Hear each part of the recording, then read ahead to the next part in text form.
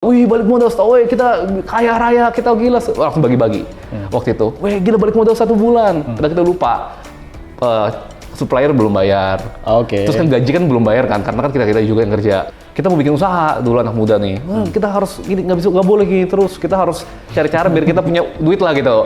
Kita nggak boleh cuma punya tampang doang tapi nggak punya uang lah gitu. Yeah.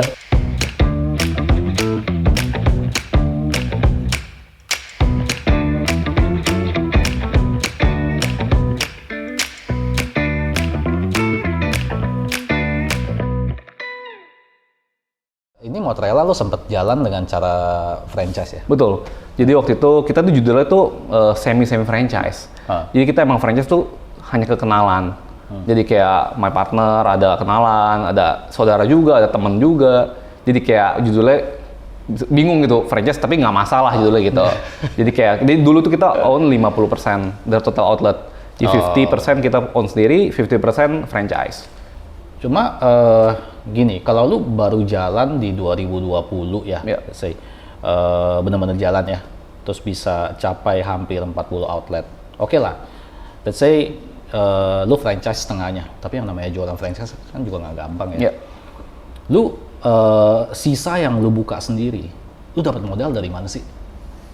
Oke, jadi dulu itu Nayam yang sampai sekarang jadi pilarnya Mozzarella, itu dulu tuh baru zaman hype tuh jual franchise belum ada cabang pertama. Kan ada tuh yang ibaratnya belum ada data langsung jual kan. Nah dulu tuh iseng modal di Instastory.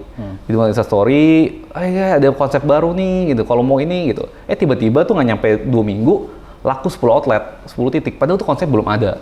Oh oke. Jadi benar-benar belum test food. Benar-benar modal ide tuh ada yang gitu. Itu kenalan makanya. Kenalan, ada yang dari Burgusi juga, coba segala macam. Jadi makanya itu kita mulai di akhir 2019 itu Nayam langsung buka 10 outlet. Jadi gitu. Jadi dulu kita modal langsung buka 10 outlet, baru deh anggapannya dari 10 outlet itu kan mostly franchise, kita buka lagi 10. Jadi 10 sendiri, 10 franchise, baru akhirnya nambah lah jadi 26, jadi 30-an, 36 di akhir 2020. Nah ini pengusaha kayak gini nih yang buka usaha modal bukan masalah nih. Enggak lah. Tapi mungkin itu kali ya, mungkin modal pengalaman juga. Mungkin kalau nggak ada experience di Burgusi, mungkin nggak ada yang percaya juga. Sama mungkin ya, ini nabung-nabung ya kan, pakai tabungan lah. I see. Gua sempat dengar sih dari teman-teman kasih tahu gua, Mozzarella is doing very good. Thank you. Lu strategi lu apa sih supaya produk dari Mozzarella? Gua nggak tahu sih. Lu produk dalam Mozzarella tuh ada Nayam, terus ada apa lagi? Kedua tuh ada Halo Ball, ada dulu ada Kopisi, ada Smoteria minuman, ada kita juga Fast Fit sama yang baru Myokja. Lu cara perkenalkan produk lu ke market dan make sure mereka mau repeat lagi, strategi yang lu pakai apa sih? Sebenarnya cuma 2 sih. Bagaimana Instagram itu penting, itu pasti karena zaman sekarang tuh mau gimana ya, kayak kita nggak punya fisik store kan, jadi mau nggak mau exposure kita cuma dari Instagram. Kedua paling bagaimana kita bisa dapat posisi di atas di online apps, which is Grab dan GoFood lah gitu. Udah jadi bagaimana orang tuh bisa lihat brand kita apa, dan kuncinya adalah produk kita harus bikin orang suka gitu, harus bikin orang coba, menarik dulu secara foto, itu penting banget. Kedua ya produknya enak, udah gitu doang sih, sesimpel itu. Dan menurut gue pribadi kok, zaman sekarang bisnis modelnya tuh lebih ke produk game. Mungkin 70% lah. Karena kita udah dibantu expose sama mereka, sama Grab dan GoFood. Jadi udah terbantu lah. Kalau dulu kan orang kalau mau beli makanan harus search kan. Sekarang tuh udah beda behaviornya. Gue klik promotion, gue klik banner, pokoknya yang paling atas, yang paling menarik gue beli. Gitu. Jadi bisa dibilang nih sekarang trennya makin produk game. Produk lo enak, udah pasti orang repeat. Produk lo enak, orang repeat, sales lo nambah, GMV lo naik, makin tinggi lah posisi lo. Gitu. Sekarang main kayak gitu. Makin gulung ya. Tapi lu sendiri kan dulu backgroundnya komunikasi. Kalau gitu produk siapa yang handle? Jadi ada dulu judulnya operational manager, sekarang jadi partner. Jadi emang dia ada background ops dan produk. Jadi kalau dari dulu emang nggak ada background food tuh nggak ada gitu. Jadi cuman modal kayaknya kalau toppingnya ini komponen carbsnya ini segala macam kayak oke deh. Oh ini warnanya cocok nih, teksturnya bisa ngebayangin bisa, cuman nggak bisa bikin lah gitu. Jadi dulu kalau Nayam ada kayak bayar orang buat test food di awal gitu, food consultant, tapi kedepannya ya my partner sih. Ada juga ya ternyata ya food consultant kayak gitu. Ada. Biasa tuh kayak mau bikin brand, 20 menu, masing-masing menu harganya berapa gitu. Gitu sih. Oh, sih, menarik. Nah, dulu kan oke lah, mungkin yang namanya cloud kitchen tuh masih jarang. Ya. Sekarang kan udah mulai Banyak. banyak ya yang bikinnya. Lo ada lihat sesuatu nggak sih yang bikin lu spesial dibandingkan sama cloud kitchen yang lain? Pertama, timing itu penting. Semakin cepat mulai makin bagus. Karena ngerti nih, kayak jumlah rasio brand tuh harusnya berapa, jumlah staff, jumlah station harus dipisah digabung tuh, jadi tahu lah. Itu yang mungkin ya itu namanya waktu nggak bisa dibayar kan. Jadi emang orang ya nyoba baru tahu tuh kayak gitu. Kedua, in the end yang membedakan adalah brandnya sendiri. Jadi mau kita dapat capital, mau kita dapat cabangnya 100, tapi kalau brandnya nggak kuat nggak bisa. Jadi dua, brand dan product game. Itu sih bagaimana lu bisa punya di satu tempat yang sama, lu bisa maximize simplicity, efisiensi, tapi harus juga kompleks secara menu. Itu juga susah tuh, ada seninya lah. Nah itu sih, in the end produk. Ada kombinasi khusus nggak sih? Kayaknya gue lihat rata-rata juga cloud kitchen mereka kayaknya mereka gabunginnya dalam satu outlet dia tuh mungkin 4-5 brand. Ya. Biasanya tuh selalu ada satu ayam lah, ada kopi lah gitu. Kayak itu tergantung. Pertama tergantung capital itu pasti. Tergantung mostly kayaknya lebih bagus, lebih mudah makanan. Karena mungkin ini bisa dibilang rahasia juga ya. Minuman ternyata belum ada loh minuman yang lahir dari online. Baru sadar juga kayak misalkan ada brand boba, dia buka dulu di mall. Ada brand kopi buka dulu di kios. Ada brand minuman murah buka dulu di jalanan gitu kan. Jadi ternyata minuman tuh beda karena behavior makanan dan minuman tuh beda. Kayak gitu-gitu loh. Hal kayak gini yang mungkin awal-awal orang nggak ada yang ngerti. Gitu. Tapi kedepannya itu mungkin kayak 2021 tengah atau akhir kayaknya akan mostly multi-brand solution. Kenapa? Karena terbantu juga karena third party untuk bantu expose. Kedua juga mungkin karena komisinya makin mencekek gitu ya. Kita punya gross profit makin kecil, udah mau nggak mau solusi adalah multi-brand. Gitu. Jadi karena persaingan juga makin ketat. Sekarang gara-gara brand begitu banyak, buset pilihan tuh makin banyak. Jadi kayak gitu sih. Jadi ya harusnya yang orang yang ngerti akan ke sana lah arahnya. Gitu. Anyway,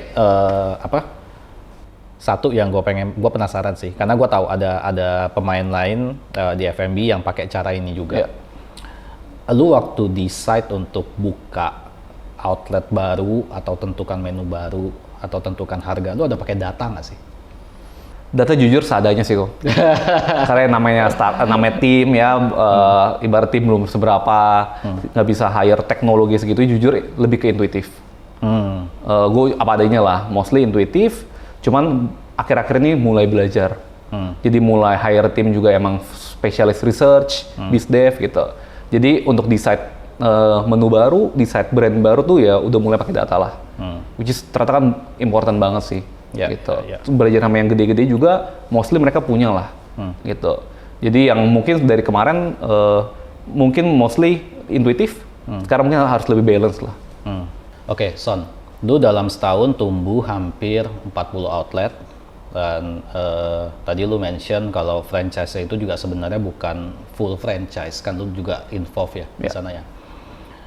Lu gimana sih cara manage-nya?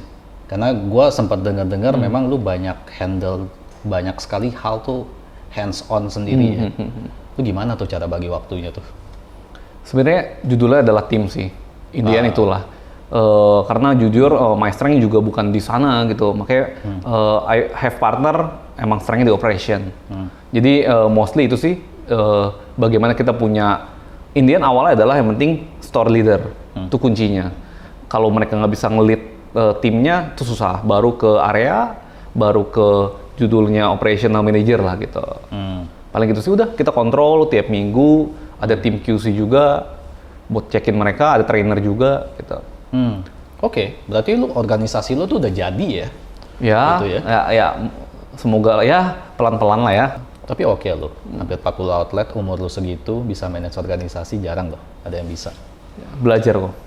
Terus menurut tuh market di Indonesia gimana? Masih cukup gede nggak? Karena gue lihat banyak sih appetite orang pengen masuk ke cloud kitchen. Gimana lu mau compete sama yang lain? Yang pasti dapat gede, yang pasti sangat gede. Kalau nggak mungkin ada bisnis model yang mirip dapat funding segitunya, nggak mungkin. Itu udah pasti. Dan mungkin karena semua gini, mungkin zaman sekarang itu pemain first wave kayak misalnya restoran di mall pindah ke sini. Mulailah mereka bikin division khusus online, bikin brand baru. Kayak kita yang emang udah lahir dari online, fokus banget di sini pasti. Karena lagi grow banget behavior-nya dan marketnya berkembang. Dan pemain baru pun, misalkan sekarang yang judulnya dulunya karya misalkan bekerja, sekarang juga bikin makanan, gampang banget kan. Jadi emang secara gini, kalau anggapan dari yang bikin aja banyak, growing, apalagi marketnya kan. Gitu. Jadi kayak kita mikir, kita juga kemarin tuh analisa kok, kayak kita tuh bisa punya outlet berapa banyak sih? Oh kalau jenis brand yang healthy, kalau yang bukan tuh kayak gitu, oh ternyata gede lah gitu. Gede, dan kita kan nggak ada limitasi dari jumlah brand kan. Jadi kita ketika udah stuck di outlet pun, kita bisa bermain di brand gitu. Bisa multiplikasi di brand. Jadi emang gede lah namanya F&B sih. Terus gue perhatiin juga ada beberapa cloud kitchen yang mereka mulai bikin aplikasi sendiri tuh. Lu ada rencana ke sana juga nggak tuh? Harusnya, pasti. Karena itu jadi keharusan kayaknya kalau mau compete. Jadi ya on development juga. Cuman memang kalau kita itu, in the end, core bisnisnya itu brand. Jadi mungkin setahun ini, 6 bulan ini kita akan fokus lebih ke branding dan produknya dulu sih. Bagaimana kita bisa punya brand yang benar-benar orang suka, orang notice. Karena percuma kita mau punya 10 brand pun, tapi kalau 10-nya itu hanya top 5 di kategorinya. Kita mendingan punya 3-4 brand, tapi top 2 lah di kategori masing-masing. Jadi menjadi kategori winner adalah goal kita. I see. Nah, kalau gitu, ketergantungan cloud kitchen itu kan lumayan gede ya ke aplikasi pemesanan makanan. Nah, itu kan ujung-ujungnya akhirnya kan balik ke customer yang pesan apakah jarak dia deket apa enggak kan sama tempat lu. Lu ada cara tertentu nggak sih untuk tentuin gue mau buka outlet cloud kitchen gue di mana lokasinya? Gue mesti pertimbangin apa aja sih kalau gue mau buka gitu? Pertama mungkin ada jarak radius berapa kilometer minimal.